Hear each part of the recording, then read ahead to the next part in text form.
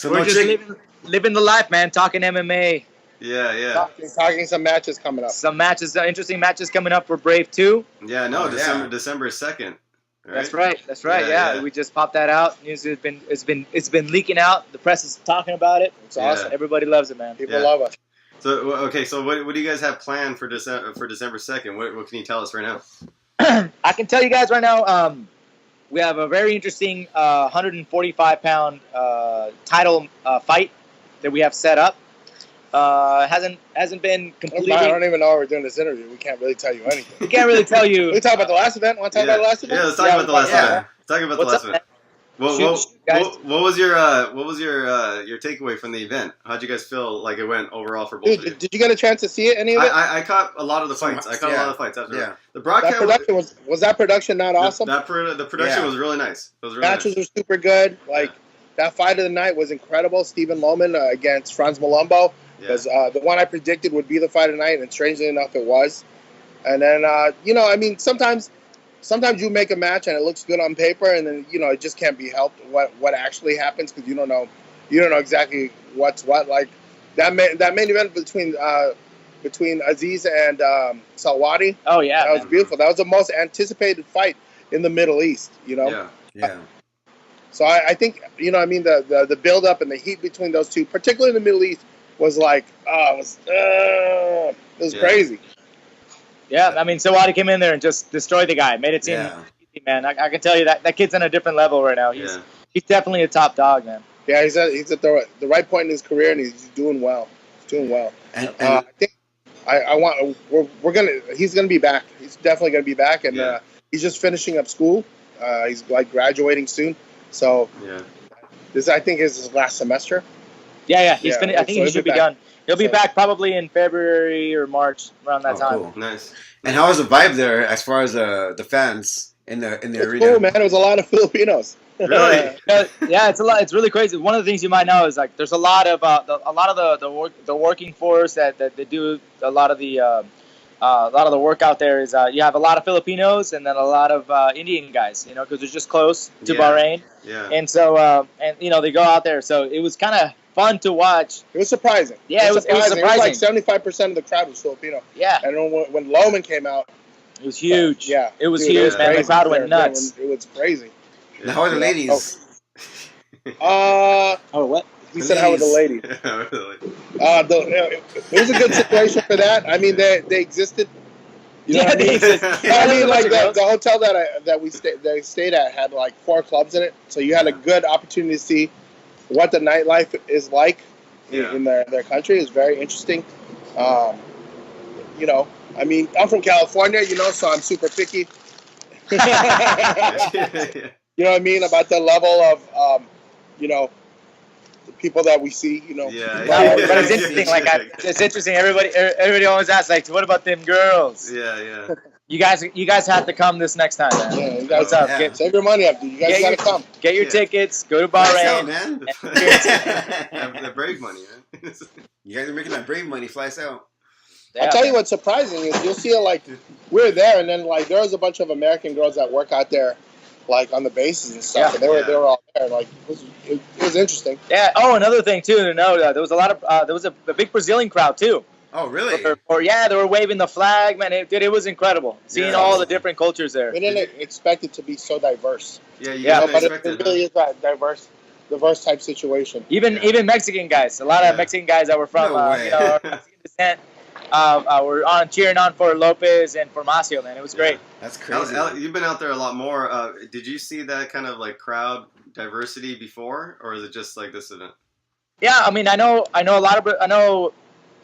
couple. I've met a couple of Brazilians out there. They're Brazilian jiu-jitsu instructors. I've met a lot of Americans out there.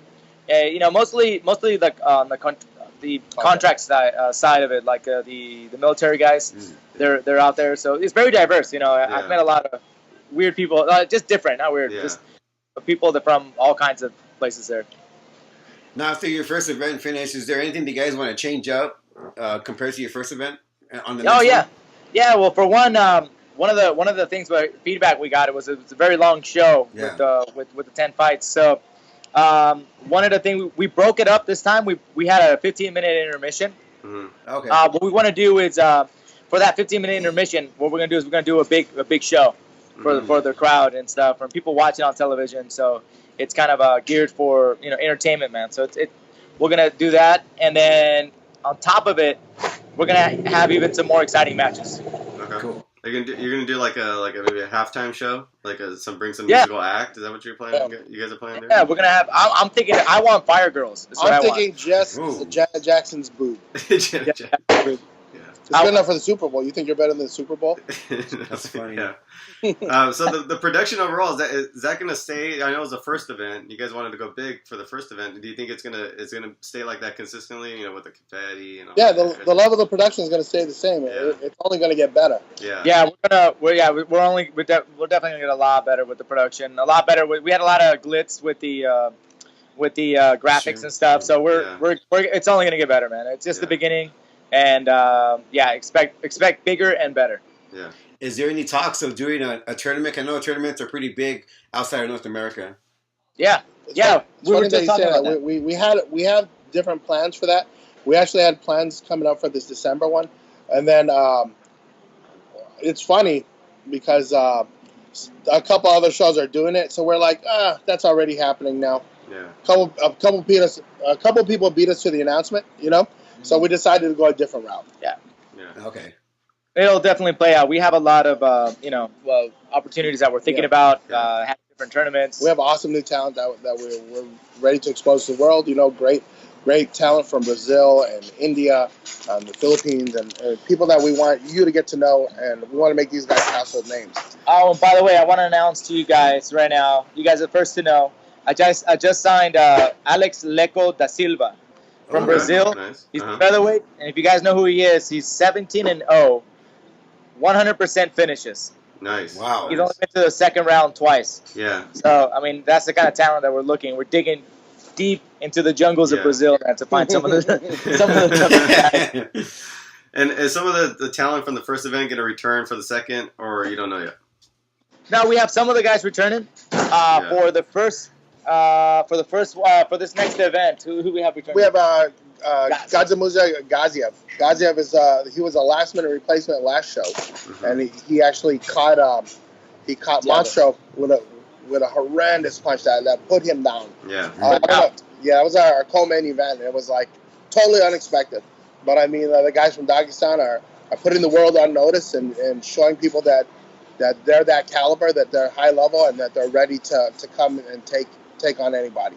Yeah. Do you guys remember that fight with Gazimusa? Yeah. That's coming in the last-minute replacement and just knocking him down. I mean, had the ref not stopped it, I think he would have been sleeping for a little while. But after the fight, I mean, Thiago didn't remember the fight. I mean, he was, it was really bad. He was feeling really bad about it. But I feel terrible. I mean, with a guy like Monstro, he's going to be coming back again soon. Also, we have Monstro coming back. He's a great fighter. He's a great dude, super nice, great story. Yep. And then if you go to bravefights.com, you can go ahead and see any of the you can see some of the pre-fight stuff we did with them. You can get to see their story and learn about the fighters. And I think that's a really cool thing that the promotion did for each guy. Yeah, it was definitely worth it, man. So it was exciting. We'll have we're gonna have most of the guys will be coming back. I don't think we're gonna have too many guys that won't be returning. But we have plans for more to come, man. Yeah, that's awesome. Nice. Now, it's very important to tell us stories of your fighters. As far as getting the stories out there to the public. I think here in North America, fans want to be invested in these fighters. And are you guys planning to tell their stories and kind of promote them more, maybe on your website? Yeah, one of the things that we're using right now to promote our guys is this our promotional tools, these videos that we've made. These short clip videos, they're called I Am Brave, the I Am Brave videos. If you go on our website on bravefights.com, you'll get some of these videos that we have available, and there's going to be more coming in. We found some of the guys that, Alex Leco that we just signed, 17-0 guy. He's got a great story. He really comes from very humble beginnings, and he decided to step into the cage one day and realized he had a really good talent for fighting. So he fights for all the good reasons, man. Awesome. And in terms of the commission side, I don't know how Bahrain is set up. How does that set up in terms of commission? Like, you know, when other countries have their stuff set up. Yeah.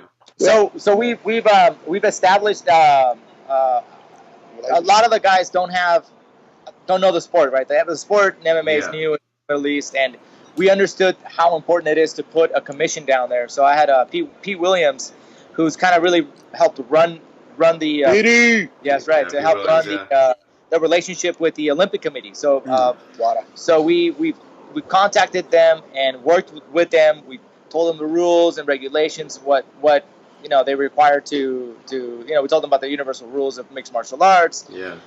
And we've been in contact with IMAF, which is the International Mixed Martial Arts Federation. We've allied with them as well to help regulate the sports, do it right, and make it safe for the fighters. Yeah. Nice. WADA. Yeah, we worked with the World Anti-Doping Agency. Anti-doping agencies. Yeah, we had two. Our main event was tested for anti-doping. Oh, okay, sweet, cool. Man. The World Anti-Doping Agency. That's right. They came and tested the main events, and Yeah.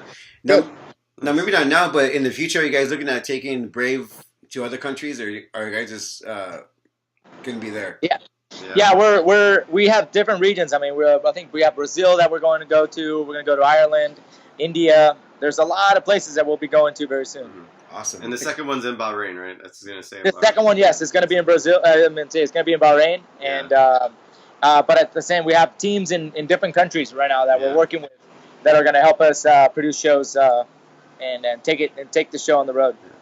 Wow, it's awesome. And okay, so off Brave topic, did you catch the fights this weekend? What did you think about Dan Henderson's last fight? How'd you guys feel about seeing him fight for the last time? Yeah, you know what? I think that was a fair.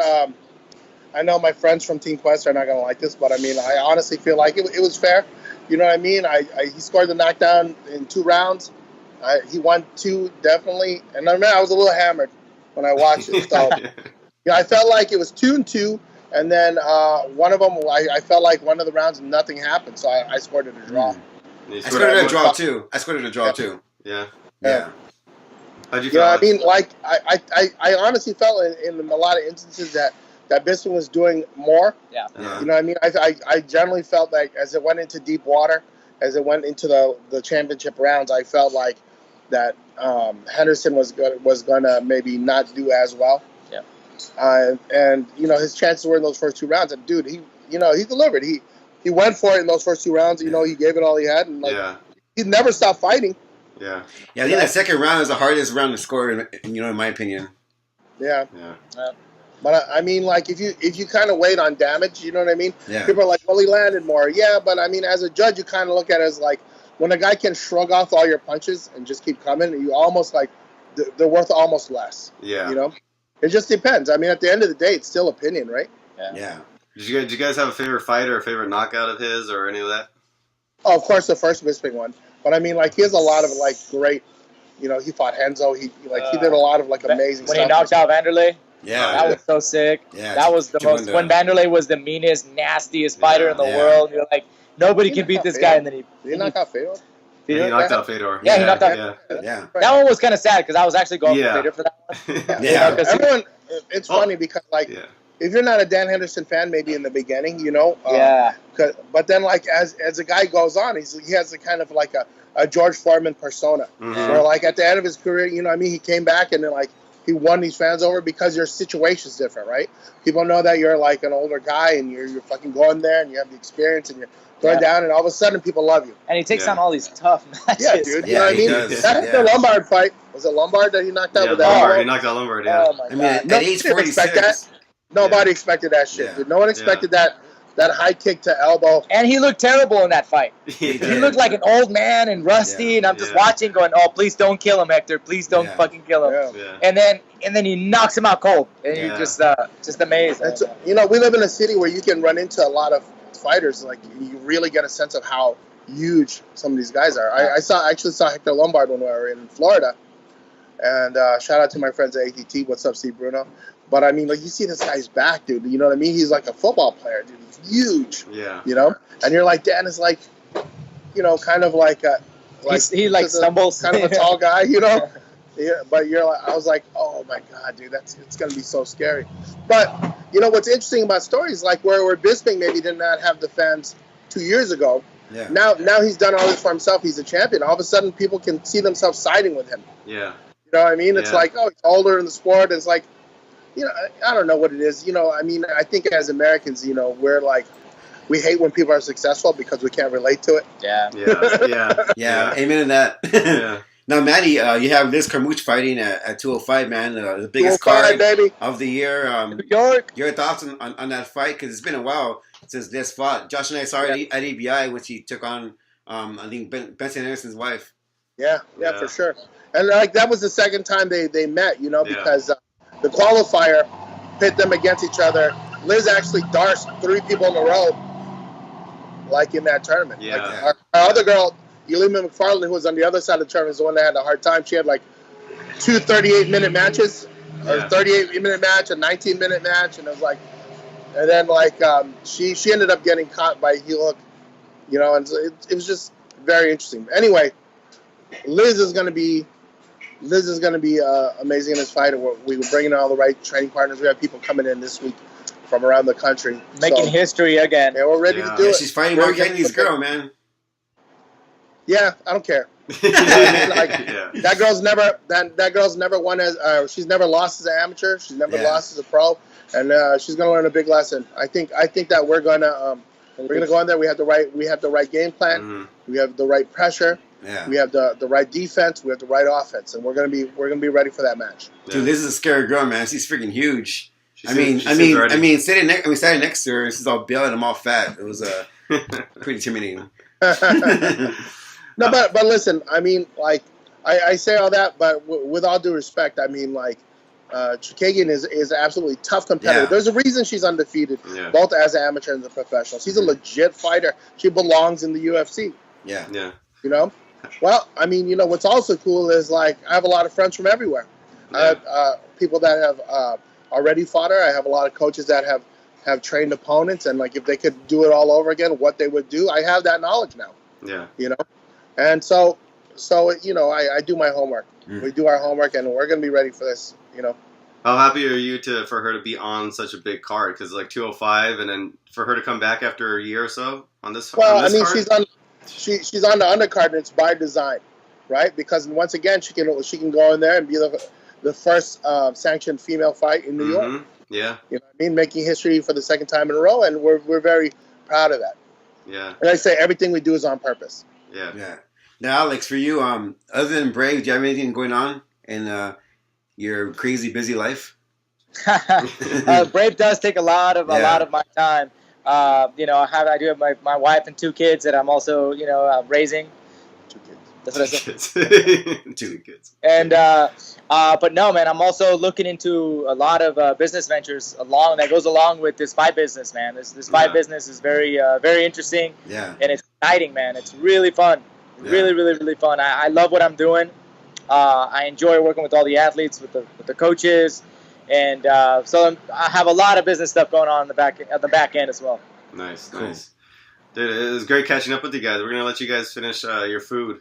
What do you guys have anyway? What do you guys? Yeah, what do you guys eat? Did you guys eat I nachos? machaca. A machaca burrito. I have I love California machaca. burrito. Yeah. California burrito with bacon and shrimp. Oh, that sounds good. Man. That sounds good. You guys don't know. You're in LA. No, I don't know. We're having It's bacon Next and time you shrimp. come down here. Oh, nice. Yeah. Great.